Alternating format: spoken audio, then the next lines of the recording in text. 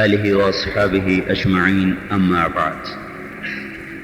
میرے محترم بھائی اور دوستو، یہ جہان، یہ کائنات کچھ مادی قوانین ہیں جن کے تحت اللہ تعالیٰ نے چلایا ہوا ہے۔ سورج کا نکلنا، چاند کا طلوع اور غروب، گھٹنا اور بڑھنا، ہواؤں کی گردش، موسموں کا بدلنا، یہ بھی اللہ کا بنایا ہوا نظام ہے، یہ خود بخود نہیں بنا۔ ذالک تقدیر العزیز العلیم۔ یہ اس سب پر اللہ تعالیٰ نے ارشاد فرمایا کہ تمہارے رب کا بنایا ہوا ایک نظام ہے۔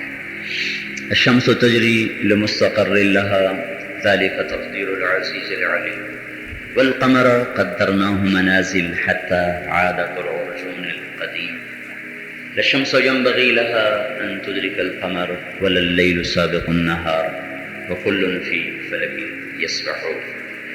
جو میں نے پہلے کہا تھا اسی کی یہ ترجمانی ہے قرآن پاک سے۔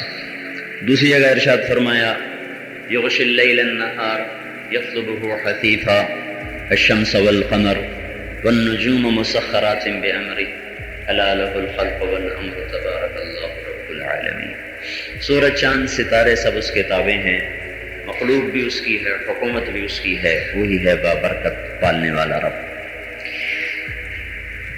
دن رات کا آنا جانا، موسموں کا بدلنا، جیسے اس کے لیے نظام ہے، ایسے ہی انسانی حالات، واقعات، محبت، نفرت، عزت، ذلت، بلندی، پستی، یہ فتح، شکست، عروج، زوال، اس کا بھی ایک اللہ تعالیٰ کے ہاں قانون اور دستور ہے، دنیا کے لحاظ سے بھی، آخرت کے لحاظ سے بھی۔ دنیا میں اللہ تبارک و تعالیٰ نے کامیابی اور ناکامی کا جو معیار ہے وہ انسان کے جسم سے نکلنے والے عمل کو ٹھہرایا ہے۔ آخرت کی کامیابی، جنت کا ملنا، اس کو اللہ تعالیٰ نے انسان کے جسم سے نکلنے والے عمل کے ساتھ جوڑا ہوا ہے۔ اس کے حالات بھی اسی اعمال کے تحت وجود میں آتے ہیں۔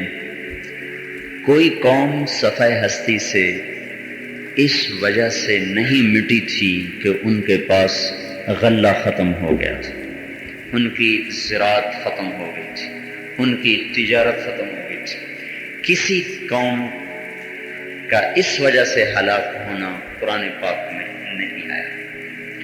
جو قوم بھی ہلاک ہوئی ہے وہ اس وقت اپنے عروج پر تھی، اپنی انتہا پر تھی، اور ان کے دعوے تھے من اشد منا قوہ، کوئی ہم سے طاقتور ہے تو دکھاؤ،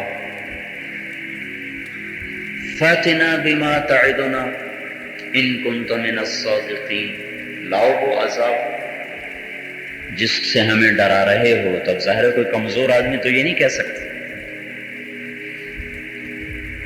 یہ تو کوئی طاقتوری کہے گا، لاؤ فاتنا، لاؤ بما تعدنا، جس سے ہمیں ڈراتا ہے اور جس کا تو کہتا ہے میرے اللہ نے وعدہ کیا ہوا ہے، لے کے آؤ، سچے ہو تو دکھاؤ کہیں۔ تو یہ قوموں کے دعوے تھے جب اللہ نے ان کو پکڑا۔ فرعون یوں کہہ رہا ہے انا ربکم الاعلی، میں ہوں رب اعلی۔ نمرود کہہ رہا ہے انا احیی و امیت، زندگی موت میرے ہاتھ میں ہے۔ قوم سبا کی کہانی سنائی جا رہی ہے، جنتان عن یمین و شمال، ان کی زراعت ایسی تھی کہ سارے ملک یمن میں ایک بالشت ٹکڑا بھی خالی نہیں تھا، خشکی کا، سبزہ سبز، باغات، پھل، غلے۔ زراعت نے کتنی ترقی کی ہے آج، کوئی ذمہ دار یہ ہمت نہیں کر سکتا کہ لوگوں سے کہے کہ جو مرضی میرے باغ سے لینا چاہے لے جائے، لیکن یمن میں عام اعلان تھا جو آئے جتنا لے جائے کوئی پرواہ نہیں، اتنا تھا۔ تو جن قوموں کو اللہ تعالیٰ نے ہلاک کیا، یہ ان کی میں آپ کے خدمت میں اشارے پیش کر رہا ہوں۔ یہ اس وقت ہلاک ہوئیں جب یہ اپنے عروج پر تھی، طاقتور تھی۔ تو پھر یہ ہلاک کیوں ہو گئے؟ چونکہ آج کا علم تو یہ کہتا ہے کہ جس کی لاٹھی اس کی بھینس، جس کے پاس پیسہ ہے اس کی عزت ہے، جس کے پاس ٹیکنالوجی ہے اس کی عزت ہے، اس کی بڑائی ہے، اور باہر کے ماحول میں کچھ وہ بھی ایسا ہی رہا ہے، اس لیے بھی دھوکہ لگ جاتا ہے۔ یہ جو باہر ہو رہا ہے یہ اللہ کی مہلت کا دور چل رہا ہے۔ یہ وہی دور ہے جب قومیں کہتی تھیں ہے کوئی ہمارے مقابل، ہے کوئی ہم سر، ہے کوئی ہم جیسا، ہے کوئی ہم سے ٹکرانے والا۔ یہ آج وہی دور چل رہا ہے کہ اللہ کی ڈھیل کو وہ اپنی طاقت سمجھ رہے ہیں۔ الم تر کیف فعل ربک بعاد، ذرا غور تو کرو، ایک قوم آئی تھی عاد، ارم ذات العماد، ان کے قد تھے ستونوں کی طرح لمبے، التی لم یخلق مثلها فی البلاد، اس ایک قوم کو میں نے ساری نسل انسانی سے مختلف پیدا کیا تھا، لم یخلق مثلها فی البلاد، ان جیسا ہم نے کوئی پیدا ہی نہیں کیا تھا۔ یہ کیسے تھے؟ نہ یہ بوڑھے ہوتے تھے، نہ بیمار ہوتے تھے، نہ بال سفید ہوتے تھے، نہ نظر کمزور ہوتی تھی، نہ کان پہ آلے لگتے تھے، نہ لاٹھی ٹیک کے چلتے تھے، اور عمر ان کی اوسط عمر تھی 600-700 سال، اوسط عمر، جیسے ہماری 40-45، ان کی اوسط عمر 600-700 سال، 900 سال تک بھی گئے تو کوئی بیمار نہیں ہوتا تھا، اتنی اس پوری زندگی میں کوئی بیمار نہیں ہوتا تھا۔ طاقتور ایسے تھے کہ درخت کو ایک ہاتھ سے پکڑ کے اکھاڑ لیتے تھے، ہم سے اپنا بال نہیں اکھاڑا جاتا، وہ پورا درخت اکھاڑ لیتے تھے، ایسے طاقتور تھا۔ وَثَمُودَ الَّذِينَ جَابُوا الصَّخْرَ بِالْوَادِ، ایک قوم آئی سمود کی جنہوں نے پہاڑوں میں گھر بنا دی، جن کو اللہ تعالیٰ یوں کہہ رہے تَتَّخِذُونَ مَصَانِعَ لَعَلَّكُمْ تَخْلُدُونَ، گھر تو ایسے بناتے ہو جیسے ہمیشہ رہنا ہے۔ وَإِذَا بَطَشْتُمْ بَطَشْتُمْ جَبَّارِينَ، حکومت ہاتھ میں آ گئی ہے تو ظالم بن گئے ہو۔ یہ ایک ہی آیت میں 3 قوموں کی کہانی، وَفِرْعَوْنَ ذِي الْأَوْتَادِ، اور فرعون جو سولیوں پہ لٹکاتا تھا۔ یہ 3 اللہ تعالیٰ نے مجرم پیش کیے ہیں کہ ان کو دیکھ لو، یہ اپنے زمانے کے بڑے طاقتور، بڑی یہ سپر پاورز تھیں، پھر ان کو اللہ نے مہلت دی، اس مہلت کو یہ اپنی طاقت سمجھے، پھر یہ اکڑ گئے، پھر یہ اللہ سے ٹکرانے لگے۔ ان پر قرضہ کوئی نہیں تھا، ان پر قرضہ کوئی نہیں تھا، ان پر کوئی آئی ایم ایف نہیں تھا، ان کو کہیں سے ٹیکنالوجی لینی نہیں پڑتی تھی، ان کے مشیر باہر سے نہیں آتے تھے، ان کو کہیں کسی کے سامنے ہاتھ نہیں پھیلانے پڑتے تھے، ان کے ہاتھ میں زمین کی لگام اللہ نے پکڑائی ہوئی تھی۔ تو وہ کہنے لگے یہ اچھا، اپنا دعویٰ تو ان کا یہ تھا کہ ہم ایسے ہم ایسے ہم ایسے، اور جو نبی ان کو دعوت دے رہا تھا ان کو کیا کہتے؟ ما نراک اتبعک الا الذین هم اراذلنا بادی الرأی وما نرا لکم علینا من فضل بل نظنکم کاذبین، یعنی وہ یوں کہہ رہے ہیں کہ منہ سنبھال کے بات کرو۔ اس ساری آیت کا خلاصہ یہ ہے کہ وہ نبی سے کہہ رہے ہیں ذرا منہ سنبھال کے بات کر، کن سے بات کر رہے ہو؟ جانتے نہیں ہو ہم کون ہیں، اور جو تمہارے ساتھ ہیں یہ غریب فقیر لوگ جن کے ہاتھ میں کچھ نہیں، ہمیں دھمکانے آئے ہو۔ الم نربک فینا ولیدا ولبثت فینا من عمرک سنین ففعلت فعلتک التی فعلت وانت من الکافرین۔ یہ پہلی بات نوح علیہ السلام کی قوم کی میں نے آپ کو بتائی، اب فرعون کی بات بتا رہا ہوں۔ موسیٰ علیہ السلام کو یوں کہہ رہا ہے میرے ہاتھوں کا پلا ہوا مجھے کہتا ہے کہ میری مان کے چل، میرے گھر کا پلا ہوا مجھے کہتا ہے میرے تابع ہو، کچھ تمہیں ہوش ہے؟ لئن اتخذت الہا غیری لاجعلنک من المسجونین، تو نے کوئی ادھر ادھر کی بات کی تو اٹھا کے جیل میں پھینک دوں گا۔ کوئی تناسب نہیں، بلکہ مجھے بہت عرصہ ہوا میں نے ایک تفسیر میں پڑھا تھا کہ موسیٰ علیہ السلام جب دعوت دینے کے لیے گئے فرعون کو تو 3 دن ان کو دربار میں جانے نہیں دیا کسی نے، ایسی ہیئت تھی 3 دن تک داخل نہیں ہو سکی، چوتھے دن جا کر کسی ہیلے بہانے سے پہنچے، رسائی ہوئی، تو اب ایک دنیاوی ظاہری لحاظ سے اتنی چھوٹی حیثیت جو نظر آ رہی ہو، وہ آدمی ایک دم دنیا کی اس طاقت سے کہے جو میں رب ہوں۔ یہی کچھ ہمارے نبی سے کہا جا رہا، ما لہذا الرسول یأکل الطعام ویمشی فی الاسواق۔ اس کے پیچھے چلیں، جو سودا لینے خود جاتا ہے، نوکر بھی کوئی نہیں اس کا، تو جو سودا لینے خود جا رہا ہے، گھر کا سامان لینے خود جا رہا ہے، اس کے پیچھے چلیں۔ ہماری سرداریاں کہاں جائیں گی پھر؟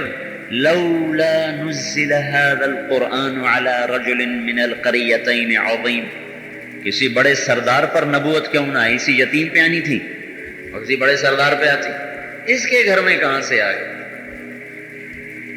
نبی حسب میں سب سے اعلیٰ ہوتا ہے اور مال میں سب سے نیچے ہوتا ہے عام طور پر، کبھی اس کے برعکس بھی ہوا لیکن عام طور پر ایسے ہوتا ہے۔ اللہ تعالیٰ کے لیے کوئی مشکل تو نہیں تھا کسی غنی کے گھر میں پیدا کر دینا، لیکن ایک فقر اور پھر ایک یتیمی، 6 ماہ پہلے باپ اٹھا لی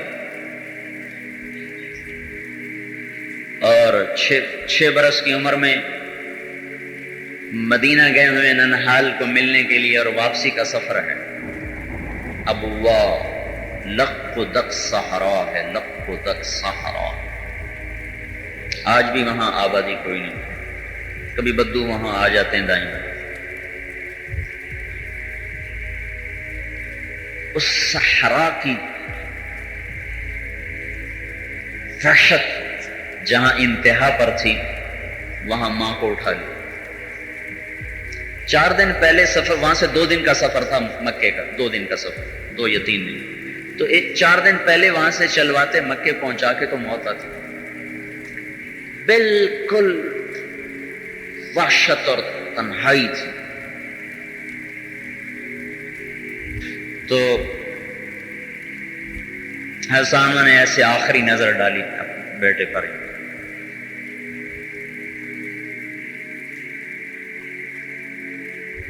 اور اس وقت آپ کی عمر 6 سال، آپ ایسے غمگین بیٹھے ہوئے ماں کو دیکھیں۔ تو پھر فرمایا کہ میں تو جا رہی ہوں پر اپنے پیچھے ایسی نشانی چھوڑ کے جا رہی ہوں جس کا نام سارے عالم میں چمکے گا۔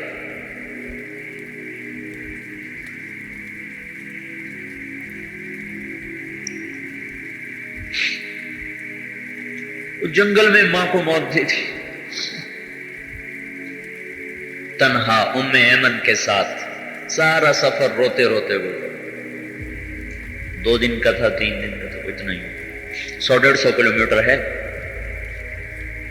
جو آج کل کا روڈ بنا ہوا ہے، اس سے نیچے اتر جائیں تو 70 کلومیٹر اندر کچا ریت کا سہارا ہے، سڑک کوئی نہیں، وہاں جا کے ابوا آتا ہے، ابوا۔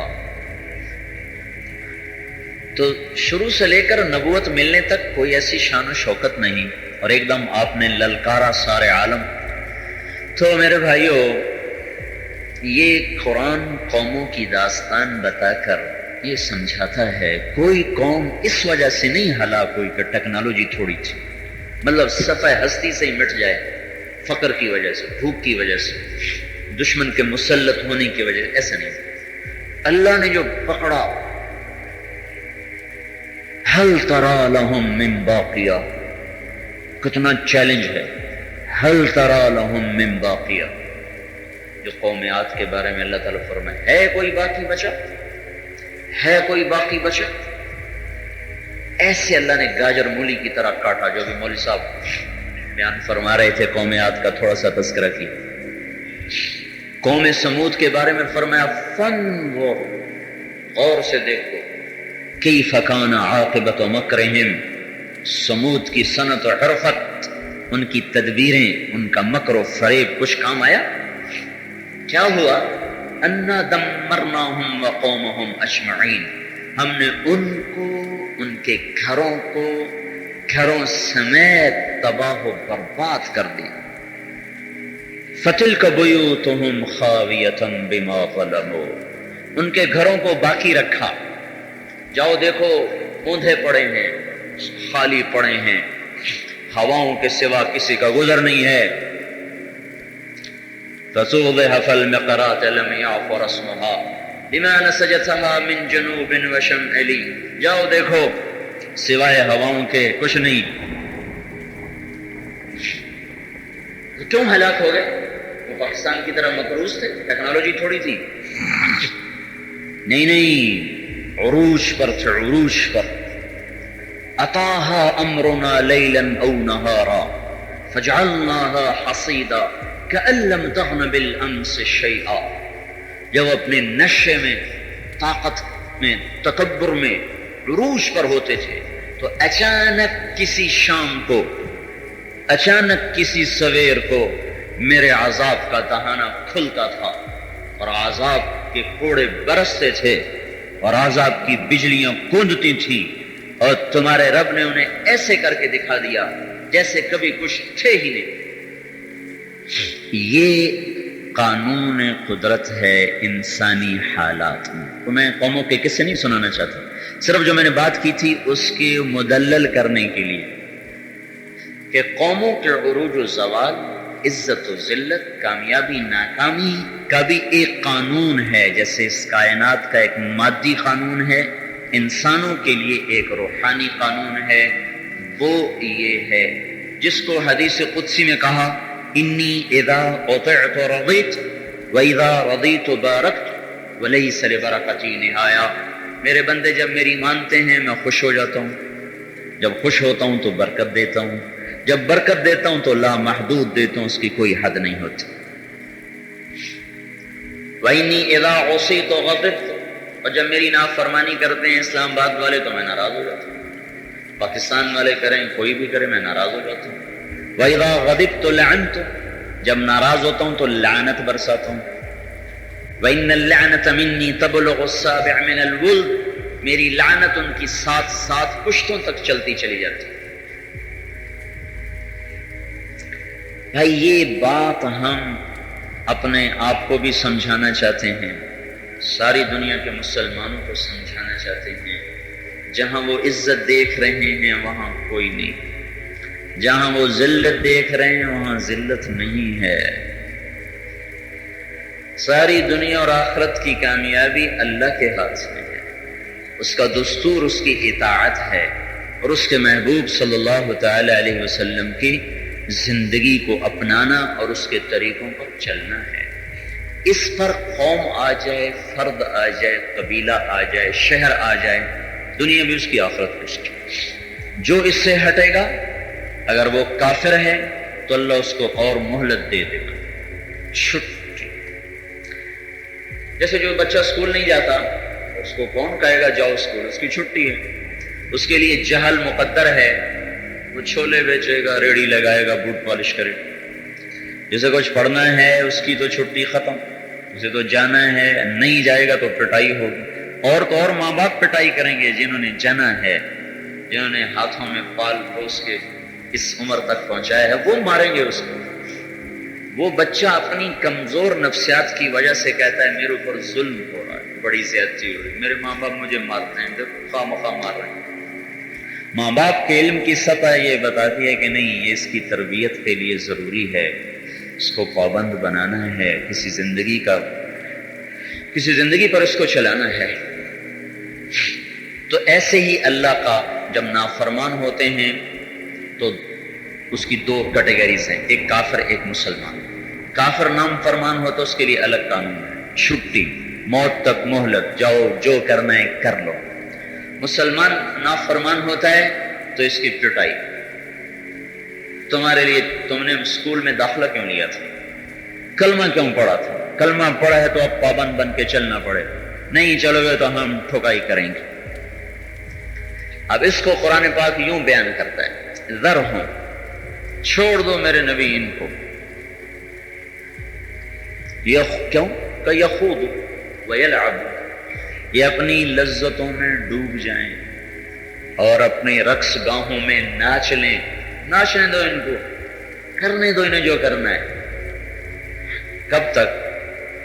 حتی یلاقوا یومہم الذی یوعدون، یہاں تک کہ میری اور ان کی قیامت کے دن ملاقات ہو جائے. ذرنی، چھوڑ دو ومن خلقت وحیدا، میں خود نمٹ لوں گا، چھوڑ دو ان کو، چھوڑ دو۔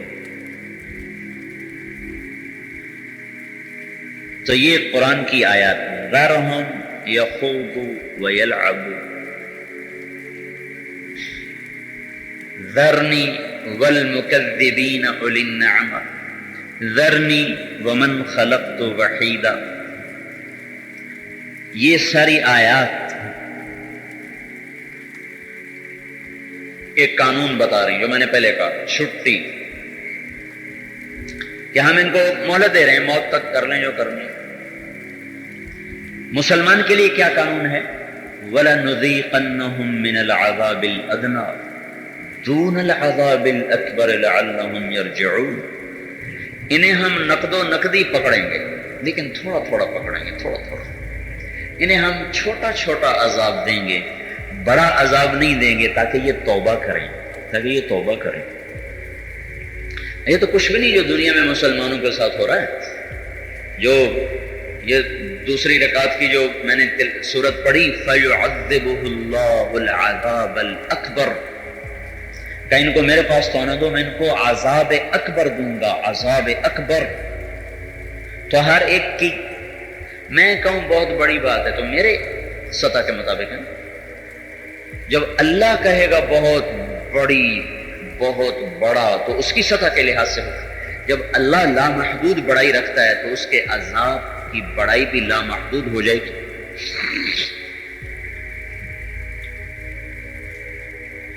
تو بڑا خوفناک مسئلہ ہے کافر کے لیے، جو ہمارے سامنے آخرت نہیں نا،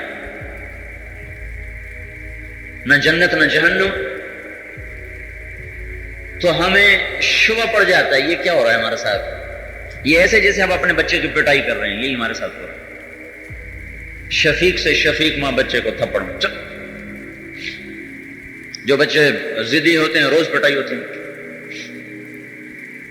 تو ایک اللہ کا قانون کافر کے لیے، سنستدرجہم من حیث لا یعلمون، انہیں ہم نے ڈھیل دی ہوئی ہے اور انہیں پتہ کوئی نہیں۔ یہ میں کہہ رہا تھا، اللہ کی ڈھیل کو اپنی طاقت سمجھتے ہیں، اللہ کی ڈھیل کو اپنا غلبہ سمجھتے ہیں، اللہ کی ڈھیل کو اپنا اقتدار سمجھتے ہیں، اور اللہ تعالیٰ فرما رہے ہیں انہیں پتہ بھی نہیں اور میں ان کو گھیرے میں لے چکا ہوں۔ سنستدرجہم من حیث لا یعلمون، انہیں خبر نہیں ان کے ساتھ کیا ہونے والا۔ اور ادھر کیا قصہ ہے؟ مارو تھا پڑ، 95% تو نمازیں چھوڑ چکے ہیں، 100% سود پہ آ چکے ہیں، ساری معیشت سود پہ آ چکی ہے، بے پردگی تہذیب بن چکی ہے، مارو انہیں، جب تک یہ توبہ نہیں کرتے ان کو پکڑو۔ لیکن یہ پکڑ وہ ہے جو ماں کی شفقت کی پکڑ ہوتی، باپ کی شفقت کی پکڑ ہوتی، کس کو بڑی مصیبت سے، جہالت کی مصیبت سے بچانا چاہتے، بد اخلاقی کی گندگی سے اسے بچانے کے لیے تہذیب سکھائی جا رہی ہے۔ تو اللہ تبارک و تعالیٰ جہنم کے ابدی عذاب سے بچانے کے لیے، ادھر آؤ ادھر آؤ ادھر آؤ۔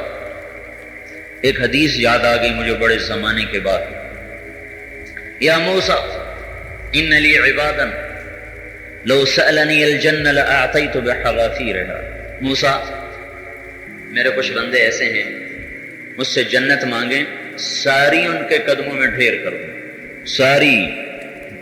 اور جنت کیا چیز ہے؟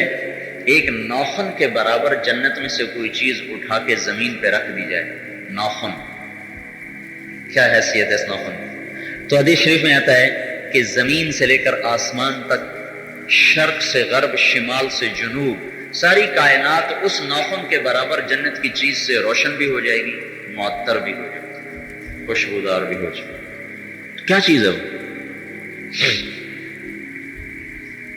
ایک پانی کا قطرہ، اس کا سمندروں میں پانی کا قطرہ چھوڑو، جنت کی عورت جو تھوکتی ہی نہیں، اس کے منہ میں تھوک ہے ہی نہیں، تھوک عیب ہے، لیکن اگر وہ کہیں زور لگا کے کوئی تھوڑا بہت اپنے لعاب میں سے کوئی پھینکنا چاہے تو ایک ذرہ سا، ایک چھینٹا سا منہ سے نکلے اور جا کے 7 سمندر میں پڑ جائے تو 7 سمندر شہد سے زیادہ میٹھے ہو جائیں۔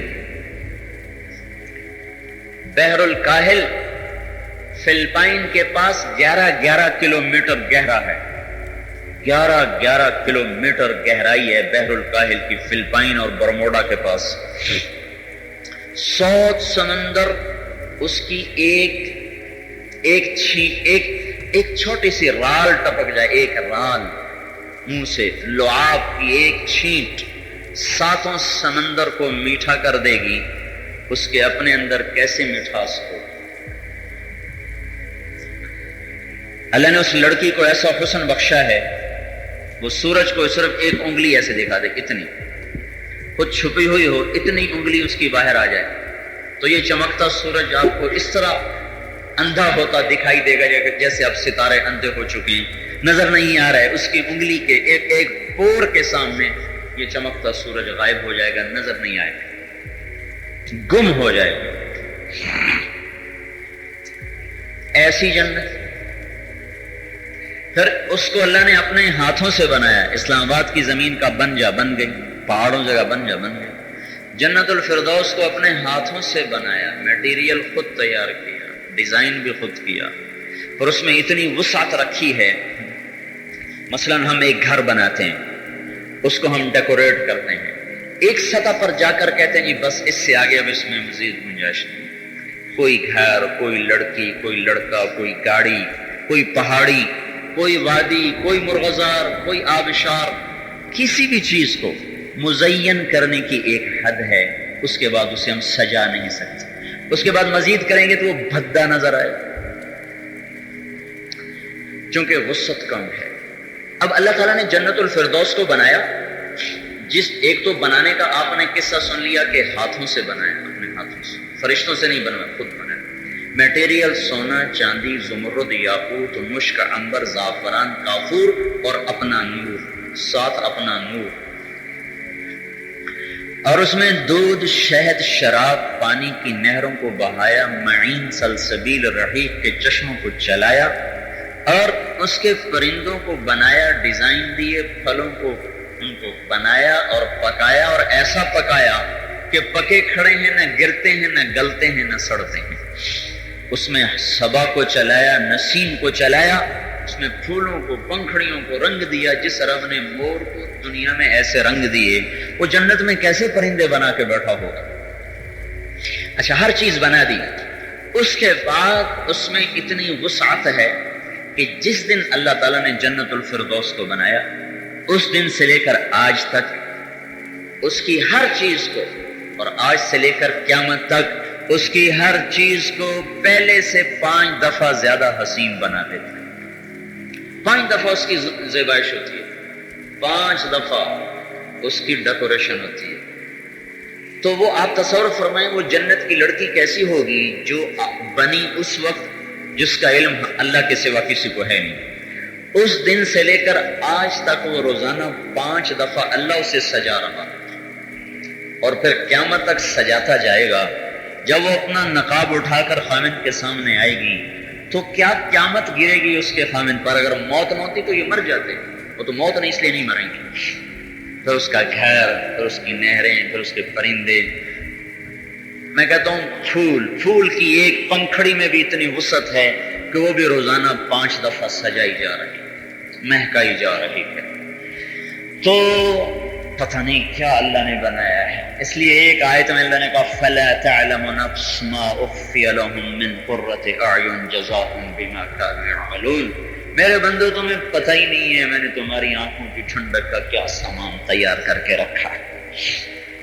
چونکہ ہمارے ہاں شوق بھی نہیں، وہ سمجھتے ہیں جنت ایک باغ ہے، وہاں جا کے بیٹھ کے خالی تسبیح پھیرتے رہیں گے اور جو کرنا ہے یہی کرنا ہے۔ ہم خود اللہ میزبان بن رہا ہے ہر لذت اور خواہش کو پورا کرنے کے لیے۔ یہاں ہر لذت جنت کی لذت کا نمونہ ہے، یہاں ہر درد جہنم کے درد کا نمونہ ہے۔ تو اللہ تعالیٰ یوں کہہ رہے ہیں یہ جنت اگر مجھ سے مانگے نا میرا بندہ، اچھا پھر اس پر اللہ نے مہر لگا دی، جنت الفردوس پر مہر لگی ہوئی ہے، اللہ نے کسی کو نہیں دکھائی، کسی کو بھی نہیں دکھائی، وہ ایسے سیل ہے، جب اللہ تعالیٰ اپنے خاص بندوں کو اس میں داخل فرمائے گا تو ان کے سامنے سیل توڑے گا کہ دیکھو تم سے پہلے یہاں کسی کا قدم نہیں آیا، تمہارے لیے کھول رہا۔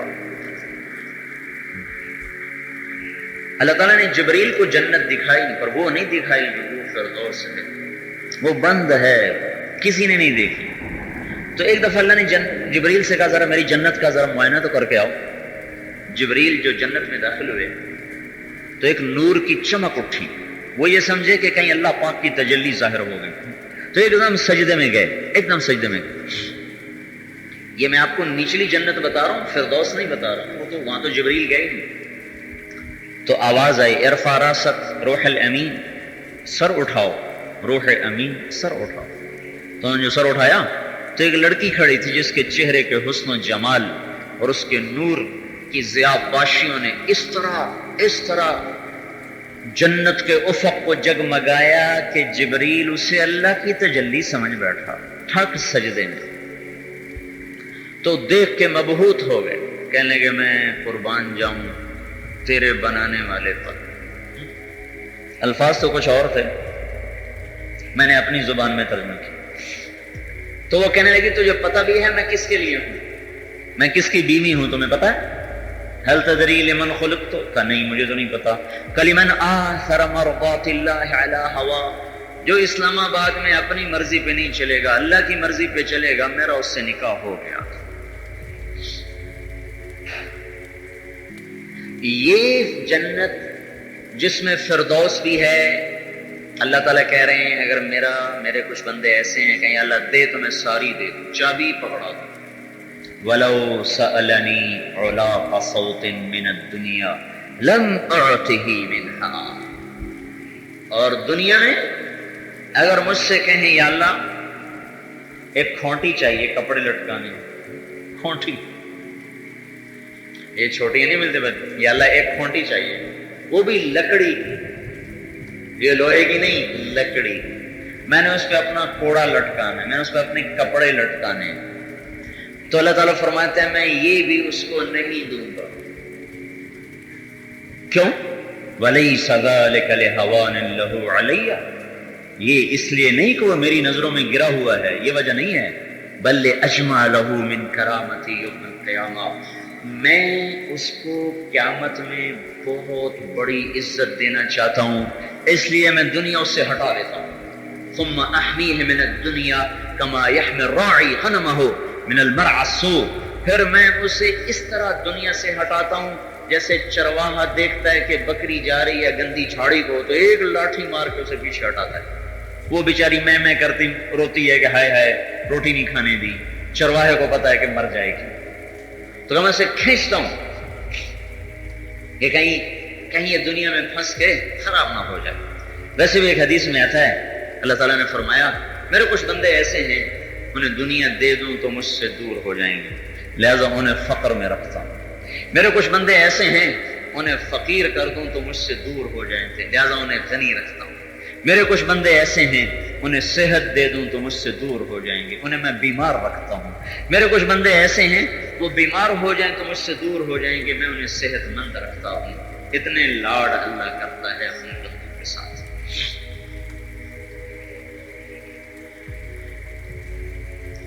تو بھائیو مسلمان کے ساتھ ضابطہ یہ ہے کہ اگر یہ غلط چلے گا تو تنبیہ آئے گی، تنبیہ ہوگی، ٹھیک چلے گا تو پھر اللہ باطل کو پکڑے گا۔ اگر ساری دنیا کے باطل کو توڑنا ہے تو اس کا علاج ہے کہ سارے اسلام آباد سے توبہ کروائی جائے، سارے پاکستان والوں سے توبہ کروائی جائے، سارے عورتوں مردوں سے توبہ کروائی جائے، ہر لائن کے کبیرہ گناہوں سے توبہ کروائی جائے اور اللہ کے سامنے جھکایا جائے، حضرت محمد صلی اللہ تبارک و تعالی علیہ وسلم کی مبارک زندگی پر لایا جائے۔ نظام تو اللہ نے بدلنا ہے، اس کو کوئی دیر لگتی، جو ارادہ کرتا ہے تو اس کو زور لگانا پڑتا ہے۔ یوسف علیہ السلام اور یوسف علیہ السلام کے بھائیوں کا قصہ یہ قیامت تک کے لیے ایک سند اور دلیل ہے۔ اللہ جھوٹ کو پنپنے دیتا ہے، سچوں کو رگڑا دیتا ہے، وہ جھوٹے سمجھتے ہیں ہم بازی جیت گئے، سچے شک میں پڑ جاتے ہیں پتہ نہیں ہمارے ساتھ ہو کیا رہا ہے، ہم سچے بھی ہیں اور پھر بھی یہ ہو رہا ہے، تو یہ ایسے تذبذب میں گاڑی چلتی ہے. پھر ایک وقت آتا ہے جب اللہ پاک کی طرف سے امتحان پورا ہوتا ہے، پھر سچ کے دلائل کھلتے ہیں اور باطل کے جھوٹ کے قدم اکھڑتے ہیں. پھر یہ قصہ دہرایا جاتا ہے کہ وہ کنویں میں پھینکنے والے، قتل کے منصوبے بنانے والے، پردہ فروشوں کے ہاتھ بیچنے والے، منڈی میں گولیاں لگانے والے، وہی پھر جھک کر آتے ہیں اور ایھا العزیز جئنا ببضاعۃ مزجاۃ، یہ ہم آئے ہیں آپ کے دربار میں اللہ کے واسطے، تصدق علینا، کچھ ہمیں صدقہ دے دیجئے. اور اللہ تعالیٰ کہتا ہے کھول دے اپنا آپ، اور ایسے نقاب اٹھاتے ہیں. هل علمتم ما فعلتم بیوسف واخیہ اذ انتم جاہلون. کچھ یاد ہے یوسف کے ساتھ کیا کیا تھا نادانی میں؟ اور نبی کے اخلاق دیکھو، بھائیوں نے سب کچھ اپنی مکر، فریب، ترتیب، نظم، مشورے سے بنایا. اور یوسف علیہ السلام کہہ رہے ہیں جب تم بھول سے یوسف پر زیادتی کر بیٹھے ہیں، بھولے سے، جب تم نادانی میں یوسف پر زیادتی کر بیٹھے، کچھ یاد ہے؟ پھر ان کی نظریں اٹھی، اِنَّكَ لَأَنْتَ يُوسُف، اِنَّكَ لَأَنْتَ يُوسُف، کہیں تو یوسف تو نہیں ہے؟ قَالَ أَنَا يُوسُفُ وَهَذَا أَخِي، میں ہوں یوسف، یہ ہے میرا بھائی. قَدْ مَنَّ اللَّهُ عَلَيْنَا، دیکھ لیا اللہ نے ہمیں اونچا کر دیا. کس بات پر؟ إِنَّهُ مَن يَتَّقِ وَيَصْبِرْ فَإِنَّ اللَّهَ لَا يُضِيعُ أَجْرَ الْمُحْسِنِينَ. صبر اور تقوی والا کبھی اللہ ضائع نہیں کرتا. تو بھائی ہم تبلیغ میں یہ ذہن لوگوں کا بنا رہے ہیں کہ اپنی طرف لوٹو، اپنی اعمال کو درست کرو. حکومت کے خلاف جلسے، حکومت کے خلاف جلوس، تقریریں 55 سال سے ہو رہی ہیں. ہر آنے والی حکومت کے خلاف تقریر، ہر آنے والی حکومت کے خلاف جلسہ، جلوس، گالی گلوچ. بھائی کیا فائدہ ہوا 55 سال؟ ہماری بھی سن لو بھائی کہ اپنا جلوس نکالو کہ یا نفس تجھے نہیں چھوڑنا، تیری ایسی تیسی، تجھے اللہ اس کے رسول کا فرما بردار بنانا ہے. میں تاجروں سے کہتا ہوں اسٹرائک کیوں کرتے ہو؟ کبھی اسٹرائک سے بھی کام بنا، سوائے اس کے کہ غریب جو بیچارہ روزانہ تازہ مزدوری کرنے آتا اس کی روزی ماری گئی. تمہارے تو ٹیلی فونوں پہ کام ہو گئے، غریب کی دہاڑی تو چلی. اللہ کے سامنے جھکو جہاں سے کام ہونا ہے. ہم توبہ کریں، لوگوں سے توبہ کروائیں، یہ ہے تبلیغ کا کام. خود توبہ کریں، لوگوں سے توبہ کروائیں، عورتوں سے، مردوں سے، تاجروں سے، زمینداروں سے. اور توبہ ڈنڈے سے نہیں ہوتی، توبہ دل کی کیفیت ہے. ندامت کوئی مارنے سے پیدا ہوتی، مارنے سے تو اور آدمی الٹا ہو جاتا. ندامت دل سے اٹھتی، اور دل سے اٹھنے کے لیے دل پہ محنت کرنی پڑتی کہ اس کے اندر میں گناہ کا احساس پیدا ہو جائے کہ میں مجرم ہوں، مجھے توبہ کرنی چاہیے. تو بھائی یہ تبلیغ کی محنت کا سارا خلاصہ ہے کہ ہر مسلمان اور پوری امت انفرادی اجتماعی طور پر جن مسائل کا شکار ہے، اس کا سبب نہ امریکہ ہے، نہ یہودی ہے، نہ عیسائی ہے، یہ تو نظر آتے ہیں. اس کا سبب ہم خود ہیں. ما اصابکم من مصیبت فبما کسبت ایدیکم، اس کا سبب ہم خود ہیں. دیکھو یہ جمعے کی نماز میں کتنے نمازی تھے؟ یہ آسمان سے اترے، زمین سے اگے، کہاں سے آئے؟ اسی گھروں سے نکل کر آئے. اور ابھی عصر میں کتنے ہوں گے؟ اور پھر مغرب میں، عشاء میں، فجر میں. کیا صرف جمعے کی نماز فرض ہے؟ صرف جمعے کو نماز فرض ہے، باقی اللہ نے 8 دن چھٹی کی. یا اللہ کی روٹی صرف جمعے کو کھاتے ہیں، باقی 8 دن چھٹی کرتے ہیں. اللہ کا پانی صرف 8ویں دن پیتے ہیں، باقی 7 دن بغیر پانی کے چلتے ہیں. اللہ کی دھرتی پہ 8ویں دن چلتے ہیں، باقی 7 دن ہوا میں اڑتے ہیں. ہوا بھی تو اللہ کی، پھر ہوا میں اڑیں تو ہوا بھی اللہ کی. ہوا نہ ہو تو ہم تو ویسے نہیں اٹھ سکتے، ہوا کی وجہ سے تو اٹھتے ہیں.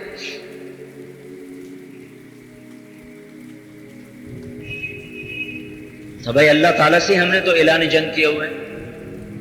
جمعے میں آخر تک صفیں ہوگی، اور فجر میں یہ 2 صف بھی مشکل سے ہوتی. تو یہ کہاں چلے جاتے ہیں لوگ؟ تو جب اس حالات سے جب امت گزر رہی ہو تو بھائی پہلا کام یہ ہے کہ توبہ کرواؤ. 95% مسجد سے لوگ ہٹ چکے ہیں. اب مسجد سے جڑو بھائی. کوئی بے نمازی نہ رہے, کوئی عورت بے پرد نہ رہے, کوئی عورت بے نمازی نہ رہے. تو اپنی اولاد کو بچپن سے رخ سمجھاؤ کہ تمہیں موت کے لیے تیاری کرنی ہے, آپ اللہ کے سامنے کھڑے ہونا, اس کا حساب دینا. تو اس میں کون سی بات ہے جو صرف تبلیغ والوں کے لیے ہے اور آپ سب کی چھٹی؟ بھائی ہم خود توبہ کریں, اللہ تعالیٰ اور اس کے محبوب صلی اللہ علیہ وسلم کی مبارک زندگی کو اپنے اندر لانے کی کوشش کریں, اوروں کو اس کے لیے تیار کریں, ان سے بھی منت خوشامد کر کے توبہ کروائیں, کیونکہ توبہ دل سے آدمی ارادہ کرے تو ہوتی. اس لیے امام ابو حنیفہ رحمۃ اللہ علیہ کے نزدیک اگر ایک آدمی نے قتل کیا اور پھر اس کو پکڑا گیا, جج نے پھانسی کا حکم دے دیا, پھانسی ہو گئی, لیکن اگر اس کے اندر ندامت نہیں تھی اور وہ اس پھانسی سے بچنے کے لیے تگ و دو کر رہا تھا, تو اس کی یہ پھانسی اسے آخرت کے عذاب سے نہیں بچا سکتی, اسے آگے پھر اس قتل کرنے کا عذاب دیا جائے گا. کیونکہ توبہ تو کی نہیں, تو پکڑا گیا, زبردستی ہاتھ میں آ گیا, یا توبہ تو ہے نہیں, یہ پکڑا جائے, آگے بھی پکڑا, یہاں بھی پکڑا گیا, آگے بھی پکڑا جائے. اس لیے بھائیوں, کوئی حکومت اپنی عوام سے توبہ نہیں کروا سکتی, کوئی حکومت اپنی عوام کو تقوی پہ نہیں چلا سکتی. میں آپ کو ایک مثال دیتا ہوں. اس سارے بیٹھے ہوئے مجمع سے میں یہ کہوں, کل آپ سب کو MBBS ڈاکٹر کی ڈگری حاصل کرنی ہے, اگر آپ نے ایسا نہ کیا تو آپ کی بڑی پٹائی ہوگی. اگر آپ ایسا کر لیں گے تو آپ کو فی کس 10 کروڑ روپیہ ملے گا. یہ میری جزا اور سزا, اتنی پرکشش جزا 10 کروڑ فی کس, اتنی خوفناک سزا کہ پھانسی پہ لٹکایا جائے گا. یہ اتنی بڑی جزا سزا بھی آپ کو کل ڈاکٹر نہیں بنا سکتی. تو وہ تو ایک تربیتی محنت ہے جس میں 25 برس لگتے ہیں.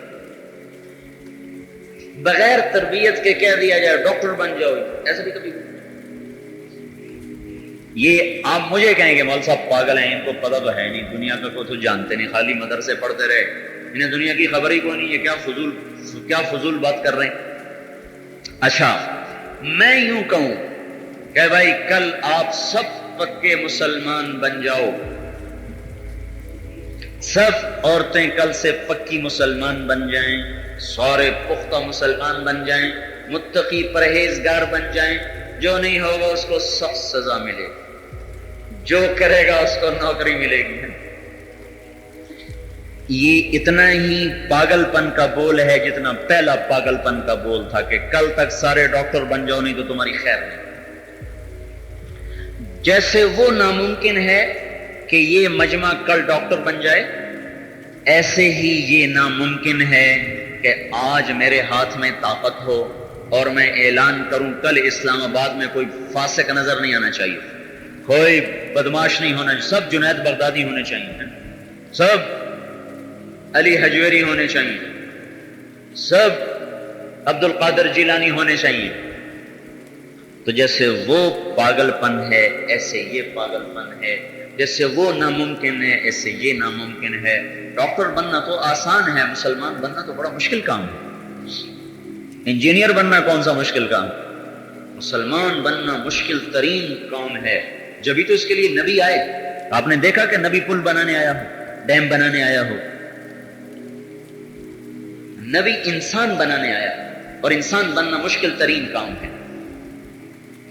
تو یہ حکومت کر نہیں سکتی. حکومت کو گالی دینے کا فائدہ ہی کوئی نہیں, وہ بھی ہمارے جیسے انسان ہے, جیسے ہم برے ویسے وہ برے, ہم اچھے ہوتے وہ بھی اچھے ہوتے, ہم برے ہیں وہ بھی برے.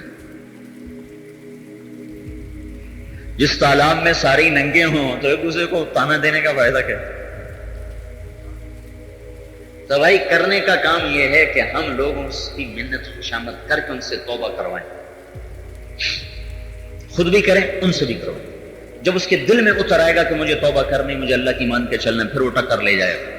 جب ایسا ایک معاشرہ افراد سے معاشرہ بنتا ہے تو معاشرہ ایک دم تو نہیں بنتا، اینٹ اینٹ سے گھر بنتا ہے۔ کبھی آپ نے دیکھا کہ ایک دم اینٹیں اکٹھی ہو کے گھر بن گیا؟ کبھی آپ نے دیکھا ایک دم لنٹر کی چھت پڑتی چلی گئی ہو؟ ایک ایک تگاری ڈال کے چھت پڑتی ہے، ایک ایک اینٹ کو مسالے سے جوڑ کے گھر بنتا ہے، ایک ایک فرد کو تیار کیا جاتا ہے تب معاشرہ بنتا ہے۔ یہ نہیں ہو سکتا کہ اعلان ہو جائے معاشرہ ٹھیک ہو جائے تو ٹھیک ہو جائے۔ ہمارے گاؤں کے قریب ہے راواں، ملتان اور ہمارے گاؤں کے درمیان پر، تو میں وہاں گیا بات کرنے، تو ایک صاحب بیٹھے تھے، کہنے کہ مجھے تم حکومت دے دو، میں ایک دن میں سب کو سیدھا کر دوں۔ تو وہ ایک پیچھے سے انہی کا جاننے والا، میں تو پہلی دفعہ گیا تھا، بات ہو رہی تھی، تو وہ تھوڑا تھے حکومتی ذہن کا، کہا حکومت دے دو میں سب کو سیدھا کر دوں۔ پیچھے سے ایک بولا چودھری جی آپ کے بیٹے نماز پڑھتے ہیں؟ کہا نہیں وہ تو نہیں پڑھتے، کہا پہلے ان کو تو سیدھا کر لو۔ کہا میری مانتے ہی نہیں، تو کہا پھر یہ تیرے ساری باقی تیری مان لیں گے، تیرے بیٹے تو تیری مانتے نہیں، تو یہ 15 کروڑ تیری مان لیں گے۔ اب بھائی ڈنڈا جانور سے گھر بنتا ہے،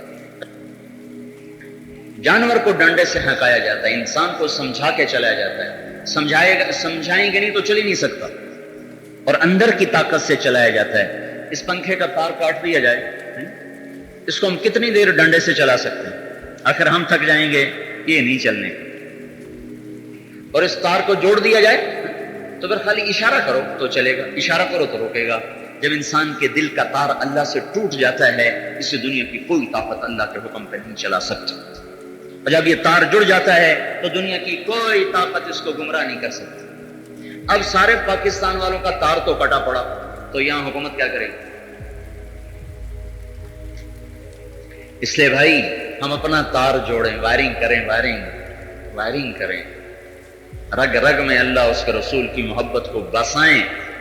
تو یہ تو محنت سے بستی ہے، کوئی ایسا ہی چھو منتر ہے، چھو کی اور ہو گیا۔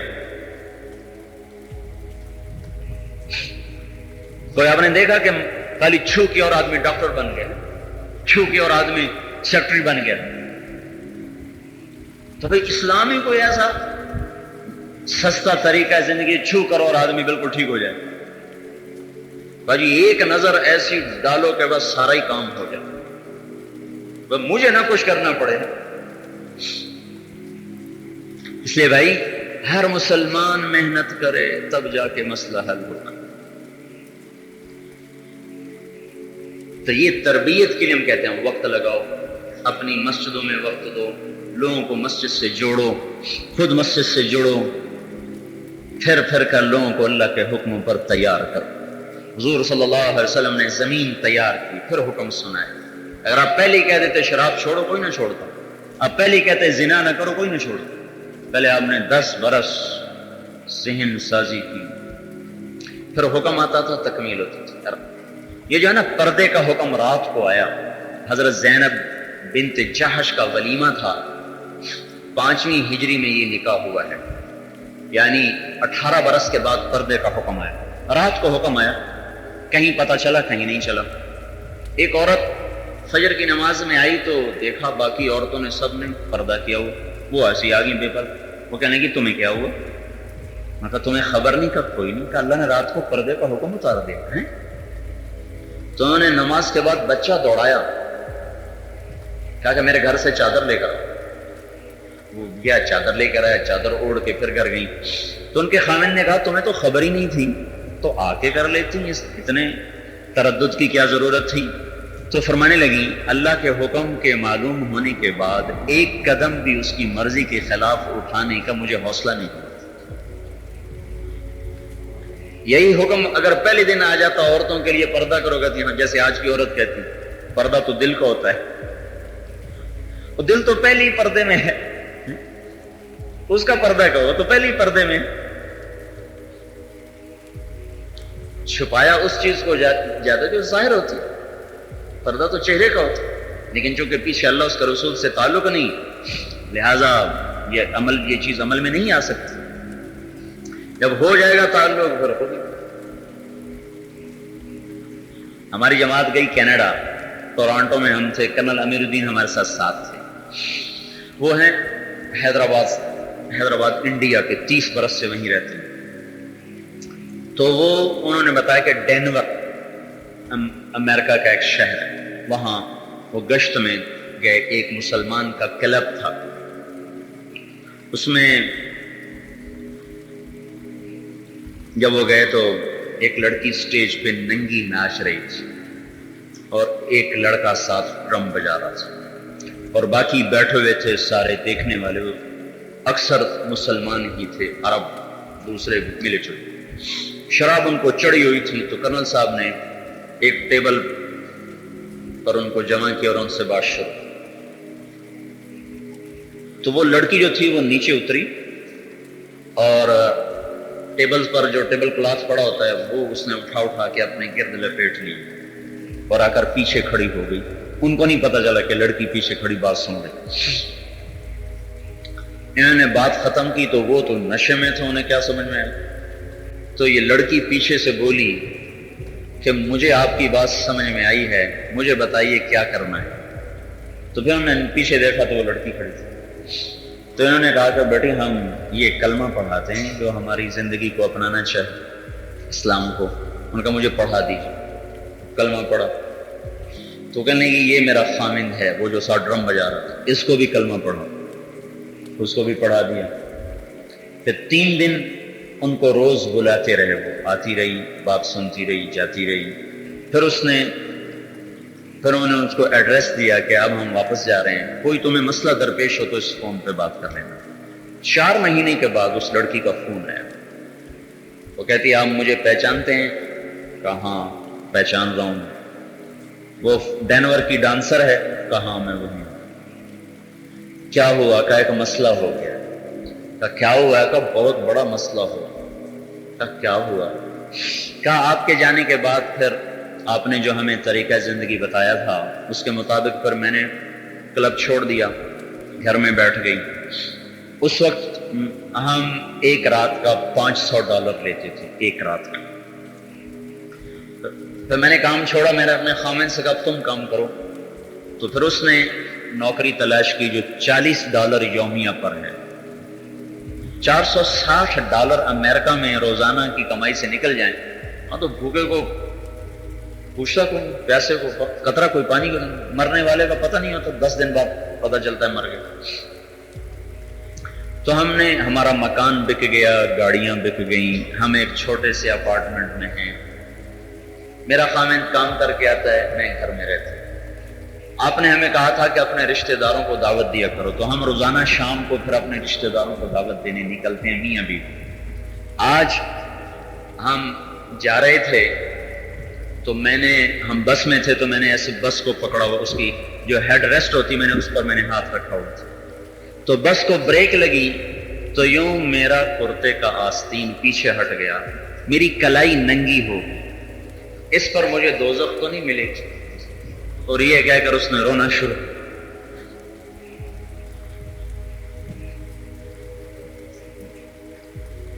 یہ کون لڑکی ہے جو 4 مہینے پہلے بالکل برہنہ ہو کر مردوں کے سامنے کھڑی ہوئی، ناچ رہی، 4 مہینے کے بعد کہہ رہی میری کلائی ننگی ہوگی، میں دوزخ میں تو نہیں جاؤں۔ اگر اس لڑکی کو اس وقت کہا جاتا کپڑے پہنو، کہتی کون ہو تم؟ جب اس کا ذہن بنا، محنت ہوئی، تو وہ ایک کلائی کے ننگا ہونے پر بیٹھ کے آنسو بہا رہی ہے کہ میرا ہوگا کیا۔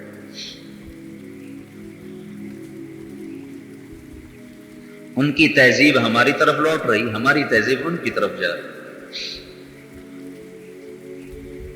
میں تو ہر مجلس میں اس جملے کو دہراتا ہوں کہ مغرب میں سورج بھی ڈوبتا ہے، ہماری نسل مغرب میں کیا تلاش کرنا چاہتی ہے؟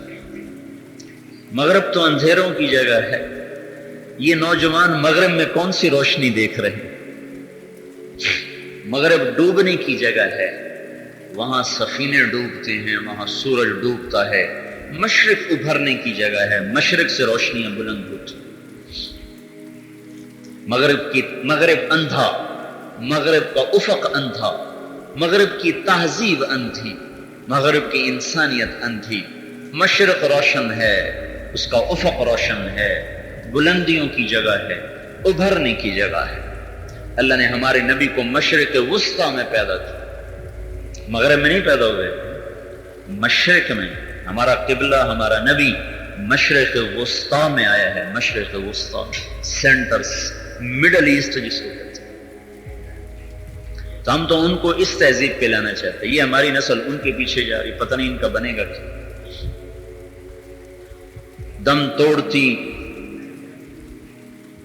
تہذیب کے پیچھے چلنے والوں کو کبھی منزل نہیں ملا کرتی، وہ بھی اسی طرح ہلاک ہوتے ہیں جیسے وہ ہلاک ہو رہے ہوتے ہیں۔ ڈوبتے سفینے پہ کوئی نادان نہیں سوار ہوا کرتا۔ بے حیا تہذیب کو کبھی اللہ تعالیٰ نے پنپنے نہیں دیا، ہمیشہ بڑی درد کی مار دی ہے۔ یہ تہذیب بے حیا ہو چکی ہے، یہ زندہ نہیں رہے گی، یہ ٹوٹے گی۔ کب اللہ توڑے گا یہ اس کا علم ہے، لیکن دیر نہیں ہے، جلد ہوگا یہ کام۔